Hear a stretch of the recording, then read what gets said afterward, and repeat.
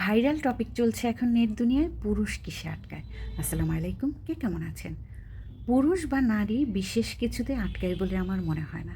যার থাকার সে এমনিতেই থেকে যায়, আর যার যাবার তাকে কোনো কিছু দিয়েই আটকে রাখা যায় না। ভাবা যায় দুনিয়া কোথায় এসে ঠেকেছে। ভালোবেসে স্ত্রী তার নিজের একটা অর্গান দিয়েও অমানুষ স্বামীর সাথে জীবন কাটাতে পারল না। আমার মতে ওর বিচার হওয়া উচিত। ডেকে এনে বলা, ভাই তুই যার কিডনি নিয়ে বেঁচে আছিস তাকে তার কিডনি ফেরত দে, এবার যার সঙ্গে পারিস জীবন কাটা। এই একটা অমানুষ দিয়ে পুরো পুরুষ জাতিকে বিচার করা ঠিক হবে না। কারণ এই পুরুষ জাতির মধ্যে রয়েছে আমার বাবা, স্বামী, আর আমার একজন পরিচিত আপনজন, যার কথা একেবারে না বললেই নয়। কয়েকদিন ধরে হসপিটালে ভর্তি, যদিও বেশ কিছু বছর ধরে উনি বিছানায়। যখন আমি হসপিটালে যাই, তাকিয়ে তাকিয়ে শুধু দেখি কতটা যত্ন নিয়ে উনি স্ত্রীর জন্য কাজ করেন। পরশুর কথা দেখছিলাম, নিজেই ওষুধ রেডি করছেন। খাবারটা একটু বেশি গরম হয়, নার্সের হাত থেকে খাবারটা নিয়ে ঠান্ডা করতে লেগে পড়লেন। উনি অবশ্যই ভাগ্যবতী মহিলা, 1 মিনিটের জন্য অ্যাটেনশন মিস করেন না। মাশাল্লাহ। বাসায় আয়া আছে, হাসপাতালে নার্স, তারপরেও খাবারটা ওষুধটা নিজে খাওয়াতে পছন্দ করেন। অপরদিকে এমন অনেক স্বামী আছেন, টাকা দিয়েই খালাস, কোনো খোঁজ খবরের বালাই নেই। আবার অনেকে তো টাকাও দেন না। তাই সবাইকে এক পাল্লায় বিচার করা ঠিক হবে না। সেরকম সব নারীও এক না, একজনের জন্য সব নারীকেও খারাপ বলা উচিত হবে না।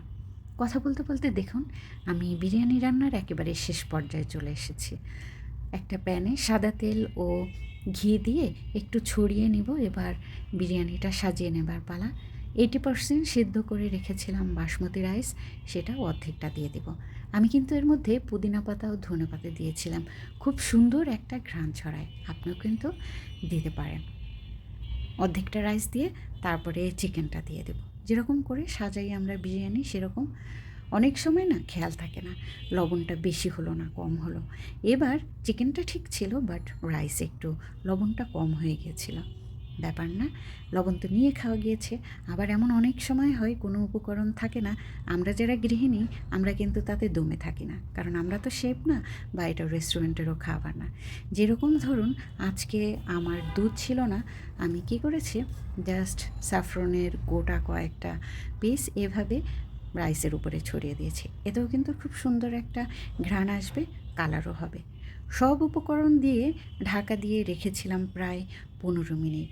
15 মিনিট পরে ঢাকনা খুলে এত সুন্দর একটা ঘ্রাণ পাচ্ছিলাম ঘি ও স্যাফরনের, কি বলবো। তারপরে তো একটাই কাজ, পরিবেশনের পালা। যেটা বলছিলাম, ঘরের খাবার সব সময় বেস্ট হয়। সবাই ভালো থাকবেন, আর শেজমা পেজের সাথেই থাকবেন। আজ তবে আসছি, টাটা, আল্লাহ হাফেজ।